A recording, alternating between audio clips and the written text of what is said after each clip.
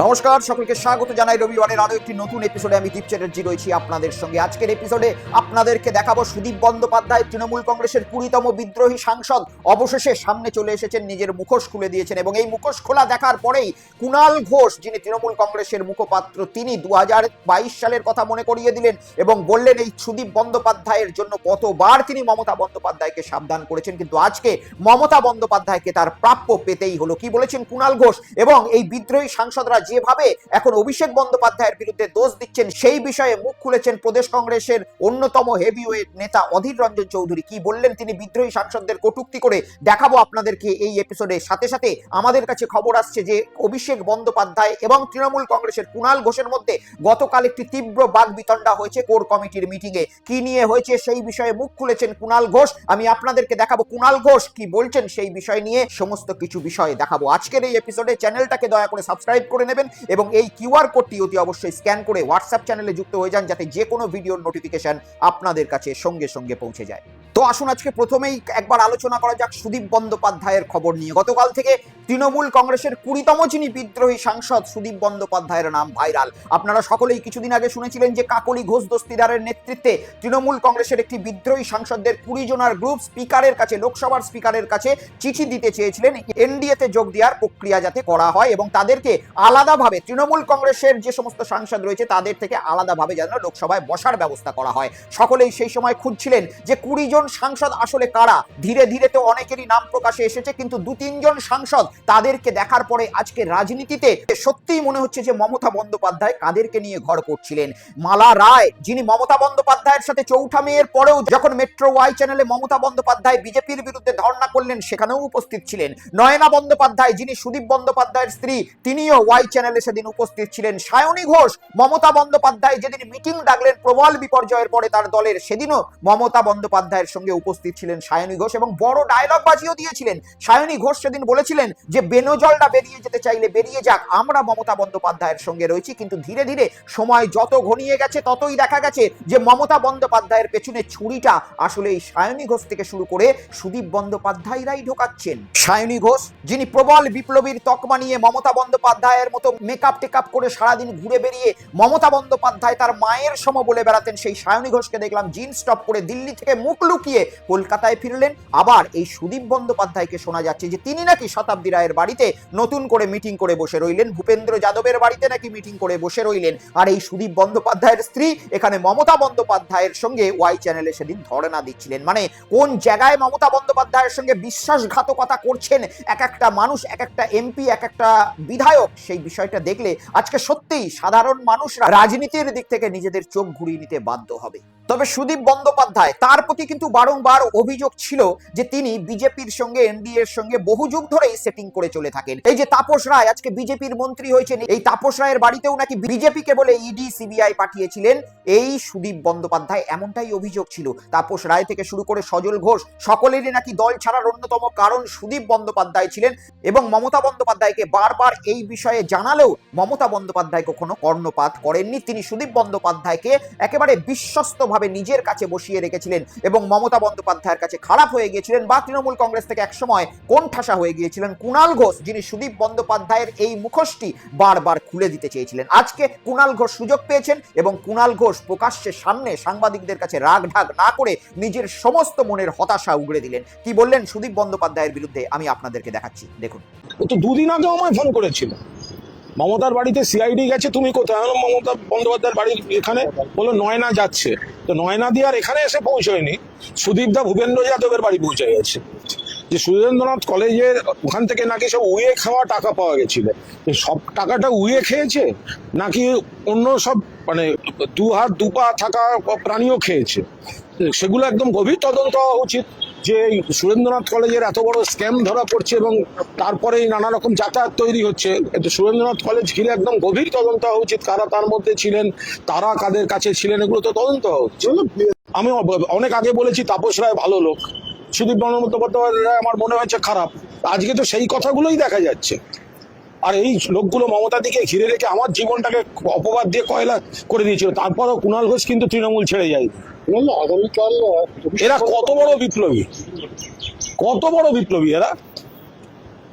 দিদির ছবিটা পাশ থেকে সরিয়ে দিলে এদের আছে কি? তৃণমূলের টিকিটে জেতা, ভোট করেছে তৃণমূলের কর্মীরা, ভোট দিয়েছেন যারা মমতা বন্দ্যোপাধ্যায়কে ভোট দিতে চেয়েছেন।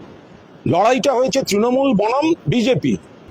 অবশ্যই কুণাল ঘোষের আজকে সমস্ত রকম যে যুক্তি, সেই যুক্তি মেনে নিতেই হবে। তার কারণ কুণাল ঘোষ আমরা কিন্তু সকলেই দেখেছি 2022-23 সালে ইলেকশন যখন, লোকসভা ইলেকশন যখন আসছে, সেই সময় বারবার এই সুদীপ বন্দ্যোপাধ্যায়ের বিরুদ্ধে গর্জে উঠেছিলেন। কুণাল ঘোষ বারবার সচেতন করেছিলেন, মুখ্যমন্ত্রী মমতা বন্দ্যোপাধ্যায় ছিলেন সেই সময়, কিন্তু মমতা বন্দ্যোপাধ্যায় কর্ণপাত করেননি। আর তার জন্য মমতা বন্দ্যোপাধ্যায়কেও যে এটা তার প্রাপ্য এমনটাই বলে ইঙ্গিত করলেন কুণাল ঘোষ। দেখুন, এটা মমতা বন্দ্যোপাধ্যায়ের প্রাপ্য পাওনা এই ধরনের জিনিসপত্রকে উনি মাথায় তুলে রেখেছিলেন। এবং এই যে তাপস রায়কে চলে যেতে হলো, কেন যেতে হয়েছে? তাপস রায়ের মতো একটা দক্ষ নেতা, এই সুদীপ বন্দ্যোপাধ্যায় হোয়াটসঅ্যাপ করে করে কেঁদে কেঁদে বলেছেন মমতা আমাকে উত্তর কলকাতার সভাপতি আবার করে দাও। সজল ঘোষ, তার বাড়িতে পুলিশ দিয়ে দরজা ভাঙানো হয়েছে, একমাত্র কুণাল ঘোষ টুইট করে প্রকাশ্যে প্রতিবাদ করে আমি দলের লাথি ঝাঁটা খেয়েছি সেদিনকে। এগুলো কারা করেছে? এই ওখানকার যারা এইসব লোকজন। আর আজকে আমাকে সাসপেন্ড করা হয়েছিল কেন? আমি বলেছিলাম মানুষ হিসেবে তাপস রায় ভালো, আমাদের দলের প্রার্থী সুদীপ বন্দ্যোপাধ্যায়, তাহলে আর মানুষ হিসেবে তাপস রায় ভালো আমি বলেছিলাম, আমাকে সাসপেন্ড করে দেওয়া হয়েছিল। আজকে দেখুন কে ভালো কে খারাপ। দেখুন, আমি কুণাল ঘোষের বড় ফ্যান নই এবং কুণাল ঘোষের কাছ থেকে টাকা পাই না এই সমস্ত ভিডিও করার জন্য, কিন্তু এটা বলতে হবে আজকে তিনি সুযোগ পেয়েছেন। এবং বারবার আমরা দেখেছি, এই কথা ফেলে দেওয়া যায় না যে তাপস রায় থেকে শুরু করে সজল ঘোষদের মতো মানুষ দল ছাড়া হয়েছেন এই সুদীপ বন্দ্যোপাধ্যায়ের বিরুদ্ধে। এটা অভিযোগ করে গিয়েছিলেন কুণাল ঘোষ এবং আজকে তার অভিযোগ সত্য প্রমাণিত। মমতা বন্দ্যোপাধ্যায় যাকে অন্ধবিশ্বাস করেছেন, সেই মমতা বন্দ্যোপাধ্যায়ের পিছনেই ছুরি মারার অন্যতম কারণ এই সুদীপ বন্দ্যোপাধ্যায় আজকে প্রকাশ্যে আসছে। এই সুদীপ বন্দ্যোপাধ্যায় বহু বছর ধরে এনডিএর সঙ্গে যোগাযোগ এবং সমঝে চলা ব্যক্তি, এমনটাই অভিযোগ করেছিলেন কুণাল ঘোষ। আর আজকে যেই 20 জন বিদ্রোহী সাংসদদের সামনে আসা দেখতে পাচ্ছি, যারা এনডিএতে নিজেদের সমর্থন নিয়ে যাচ্ছে, আমরা তো খালি চোখে দেখতে পাচ্ছি কাকলি ঘোষ দস্তিদার এই সমস্ত কিছু মিটিং এর অ্যারেঞ্জমেন্ট করছে, কিন্তু এই বিষয়টা ফেলে দেওয়া যায় না যে মুখ্য কারিগর হিসাবে এই সুদীপ বন্দ্যোপাধ্যায় কিন্তু কাজ করে থাকতে পারেন। যেটা বলছেন কুণাল ঘোষ এবং মমতা বন্দ্যোপাধ্যায়ের এটা প্রাপ্য, তিনি সেটা প্রকাশ্যে বলতেও আজকে লজ্জিত হচ্ছেন না। আমি তো অবাক হয়ে যাচ্ছি যে মমতা বন্দ্যোপাধ্যায় এত দিন পর্যন্ত এদের মাঝখানে থেকে, বলতে খারাপ লাগলেও, কিভাবে জীবিত রয়েছেন, কিভাবে হয়ে যায়নি, এটাই সব থেকে বড় আশ্চর্যের বিষয়। এবং মমতা বন্দ্যোপাধ্যায়ের যারা সিকিউরিটির দায়িত্বে ছিলেন বা আছেন, তাদেরকে তো আমার মনে হয় পুরস্কার দেওয়া দরকার, বীর চক্র পুরস্কার দেওয়া দরকার, যে এতগুলো বিষধর সাপের মাঝখানে ওই 52 কেজির ওজনের মহিলাটা কিভাবে এখনো পর্যন্ত সুস্থভাবে জীবিত ছিলেন। যাই হোক, এটা তো ছিল আমার মতামত। এবার আপনারা কমেন্টস করে জানান যে কুণাল ঘোষ যেটা বলছেন সেটা কি আজকের দিনে ঠিক বলছেন, নাকি কুণাল ঘোষ একটু বেশি কথা বলছেন। যাই হোক, এরপরে আরো একটি কুণাল ঘোষের বিষয়ে আমরা নজর রাখবো। কুণাল ঘোষের সঙ্গে গতকাল সাংবাদিকরা বারবার টিভির চ্যানেলে চালিয়েছে যে অভিষেক বন্দ্যোপাধ্যায়ের সঙ্গে নাকি বাক বিতণ্ডা হয়েছে। কুণাল ঘোষ এবং অভিষেক বন্দ্যোপাধ্যায়ের মধ্যে তীব্র ঝামেলা, নাকি এতটাই ঝামেলা যে বাইরে আওয়াজ পর্যন্ত চলে আসছিল।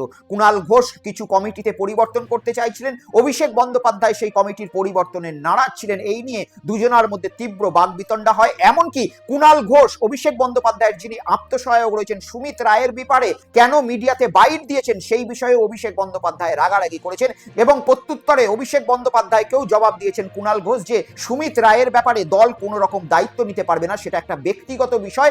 এবং সুমিত রায়ের সঙ্গে অভিষেক বন্দ্যোপাধ্যায়ের যেহেতু আত্মসহায়ক এবং ব্যক্তিগত সম্পর্ক, সেটার দায়িত্ব কুণাল ঘোষ বারবার সামনে এসে বলছেন যে নিতে পারবেন না। এমনটাই গতকাল রিপোর্টারদের মাঝখানে বলতেও শোনা গেল কুণাল ঘোষকে। দেখুন, খুঁজে বেড়ানো হচ্ছে, তিনি কেন? আমি একটা কথা বলছি, আমি একদম পরিষ্কার কথা বলছি, সুমিত রায়ের বিষয়ে আমি কোনো মন্তব্য করব না। এসব বিরাট উপদিক্কার ব্যাপার। হ্যাঁ, কার্যত তিনি মানে বস, তিনি তার ফ্যান ক্লাব হয়ে গেল। সুমিত রায় ফ্যান ক্লাব, সেই ফেরে বাজগুলো কোথায়, সেগুলোকে একবার পুলিশ কান ধরে টেনে আনো যে সুমিত রায় ফ্যান ক্লাব। আর কি হচ্ছে? সুমিত রায়কে খুশি না থাকলে অভিষেকের টাইম পাওয়া যাবে না। অর্ধেক কর্মীদেরকে হতাশ করা হয়েছে। এইসব সুমিত রায় জাতীয় লোকজন, এরা গোটা পার্টিটার 12টা বাজিয়ে দিয়েছে। ফলে আমি এসব বিরাট বড় বড় ব্যাপার, আমি সুমিত রায় নিয়ে কোনো মন্তব্য করব না। ওই সেক্রেটারি ফ্যান ক্লাবের ফ্যান ক্লাব বিভিন্ন জেলা থেকে এসে আগে সুমিত দা ওই ফেসবুক পোস্টগুলো দেখুন না, এখন সব সুমিতের জন্মদিন, সুমিতের অমুক, এই সব কটা মিলে ওই জায়গাটাকে পুছিয়েছে। আমি মন্তব্য করা, আমি তৃণমূলের সৈনিক। আমি মমতা বন্দ্যোপাধ্যায়ের সঙ্গে পার্টির যত খারাপ দিন থাকুক, যারা ছেড়ে যাক, আমাকে দল টিকিট দিয়েছিল, আমি দলের টিকিটে জিতে বিধায়ক হয়েছি, আমি বেইমানি করে চলে যেতে পারবো। শোনা যায় সুমিত রায় তিনি নাকি নেতারা কখন কি আসবেন, পুলিশ কখন কি করবে, কার কোথায় যাবে তার সঙ্গে সুমিত রায় আমরা যেটুকু বুঝতে পেরেছি, আমরা তো কাছাকাছি বিশ্বাসীর তালিকায় ছিলাম না, এবং মানে একটা বড় অংশে আমার একটা সময় তো ক্যামাক স্ট্রিট আমার কাজকর্ম পছন্দ করতো না, আমিও ক্যামাক স্ট্রিটের অধিকাংশ কাজকর্ম পছন্দ করতাম না, তার জন্য আমি তেলও মারতে যাইনি, মানে আমার কোনো হয়নি। এবং এই সুমিত রায়রা ভেতরটা যাবতীয়ভাবে চেষ্টা করছিল যাতে আমি নমিনেশন না পাই। তো শত্রুর মুখে ছাই দিয়ে মমতা বন্দ্যোপাধ্যায় আমার নমিনেশন দিয়েছেন, এবং আমি ভগবানের আশীর্বাদে তৃণমূলের প্রার্থী হিসেবে জিতে গেছি। করতো না, আমি একটু স্পষ্ট বক্তা ছেলে। সুমিত রায়, যিনি বাস্তবে তৃণমূল কংগ্রেসের কোন রকম পদাধিকার নয়, কিন্তু এই সুমিত রায়কে খুশি করার জন্য একথা সত্য অনেক নেতা মন্ত্রী বহু কিছু করতেন, এবং সুমিত রায়েরও ফ্যান ক্লাব তৈরি হয়েছিল, যেটা নিয়েই আজকে ক্ষুব্ধতা প্রকাশ করছেন কুণাল ঘোষের মতো বেশ কিছু মানুষ, যারা এই দুর্দিনেও তৃণমূল কংগ্রেসটাকে যাতে আবার ওই পুরনো দিনের মতো নোংরা মানুষ না ঢুকে নষ্ট করে দেয় সেটারই চেষ্টা করার জন্য এই বক্তব্য রাখছেন। সুমিত রায় ইতিমধ্যেই পলাতক এবং পুলিশ তাকে খুঁজছে। অভিষেক বন্দ্যোপাধ্যায়ের বাড়িতেও পুলিশ গিয়েছিল, গতকাল পায়নি, এবং সুমিত রায়কে খোঁজার জন্য পুলিশ সুমিত রায়ের শ্বশুর বাড়িতে না পৌঁছালেও বেশ কিছু মিডিয়া তারা সুমিত রায়ের শ্বশুর বাড়িতেই পৌঁছে গেলেন, এবং সেখানে গিয়ে সুমিত রায়কে খোঁজাখুঁজি করার চেষ্টা করলেন, প্রশ্ন করলেন, বিরক্ত হলেন সুমিত রায়ের শ্বশুর বাড়ির লোকজনেরা, এবং প্রকাশ্যে মিডিয়ার যারা ভাই বন্ধু সেখানে ছিলেন তাদেরকে অপমানিতও করে দিলেন। দেখুন, আজ থেকে 10 বছর বাদে 15 বছর বাদে এটা ফিরে পেতে চান, সংযত হতে বলুন। আপনারা সব জানেন, আপনাদের কোনো দায়িত্ব নেই। আজকে সাংবাদিক সেজে কি করতে এসেছেন? আমরা সাংবাদিক সাজিনি, সাংবাদিক সেজে কি করছেন? নো সাংবাদিকতা, একে সাংবাদিকতা বলে না, লজ্জা পান। দেশের সর্বনাশ করছেন। আজকে এসেছিল? না, আজকে কোত্থেকে আসবে? এখন কোথায়? ও কোথায়? এখন কোথায় আপনারা খুঁজে নিন। আপনার পুলিশ আছে, প্রশাসন আছে, বিশাল সাম্রাজ্য সব হাতে আছে, বুঝুন। এতদিন তো আপনাদের হাতে ছিল সেই সাম্রাজ্য। আমরা ওই ক্যাটাগরিতে বিলং করি না, বুঝেছেন? কোথায় আছে? একজন পলিটিক্স করবে, বাড়ির কুকুরটা অব্দি তার হেড নেবে। কোথায় আছে ও এখন? ওই কোথায়? ক্যাটাগরিতে বিলং করি না। 34 বছর আগে ক্যাটাগরি ছিল, 34 বছরের ক্যাটাগরি ছিল। ও কোথায় আছে এখন? বাড়ির কুকুরটা অব্দি চাকরি পেত। বলছি ও কোথায় আছে? সেই ক্যাটাগরিতে আমরা বিলং করি না। ও আছে কোথায়? কোথায় আছে খুঁজে নিন। আপনারা জানেন না? ইচ্ছা করে করছে, ইচ্ছা করে করছে। তা আপনারা জানেন না কোথায় আছে? বদমাইশি করছে এখানে বসে, বদমাইশি করছে আর কিছু করছে। কি হলো? কি হলো? কি করছে না ওগুলো? লোকের বাড়ি প্রাইভেসি নষ্ট করছে। বলছি আপনারা জানেন না কোথায় আছে? বিয়ে করার কেউ নেই, বলার কেউ নেই। তুমি কি করতে হ্যাঁ, পারবে? বলার কেউ নেই। যতটা বলছি ততটাই। লোকের বাড়ি প্রাইভেসি নষ্ট করছে। একেবারেই সুমিত রায়ের শ্বশুর বাড়ির যে ভদ্র মহিলা, সম্ভবত ওনার শাশুড়ি, যে কথা বলেছেন এটা বাস্তবসম্মত কথা। একটা মানুষের পার্সোনাল জীবন রয়েছে। সুমিত রায় তিনি যদি দোষ করে থাকেন আইন মোতাবেক তিনি সাজা পাবেন, এবং এই যে খোঁজাখুঁজির দায়িত্ব এটা অবশ্যই ভারতবর্ষের আইন ব্যবস্থার বা পুলিশের কাজ। সেখানে একটি গৃহস্থ বাড়িতে সেখানকার মহিলাদেরকে উত্ত্যক্ত করা কতটা যুক্তিযুক্ত এই সাংবাদিকদের কাজ সেটা আমার বোধগম্য হচ্ছে না। সত্যি আজকে ভারত সংবাদ মাধ্যম নিজেদের ব্যবসা চালানোর জন্য, নিজেদের খবরের টিআরপি বাড়ানোর জন্য, নিজেদের খবরটাকে মুখরোচক করে বিক্রি করার জন্য কোথায় না কোথায় পৌঁছে যাচ্ছে। একজন বৃদ্ধ মহিলা তার জামাই কি করে বেরিয়েছে সেই জন্য তার বাড়ির সামনে ধর্ণা দিয়ে বসে রয়েছে এবং বারংবার প্রশ্ন করে যাচ্ছে। আমি তো বলবো এই ধরনের যারা মিডিয়া রয়েছেন তাদের পরিবারে যদি এই ধরনের কোনো অস্বস্তির শিকার হতে হতো কখনো, তাহলে হয়তো তারা বুঝতো যে সত্যি এই ধরনের প্রশ্নে সেই সমস্ত মানুষ যাদের এই বিষয়ে কোনো রকম হাত নেই বা এই বিষয়ে যোগাযোগ নেই তাদের কতটা অসম্মানিত হতে হয় বা কতটা সমাজের সামনে লজ্জিত হতে হয়। আজকে তার শাশুড়ির মুখ ক্যামেরার মাধ্যমে গোটা পৃথিবীতে দেখিয়ে দেওয়া হচ্ছে।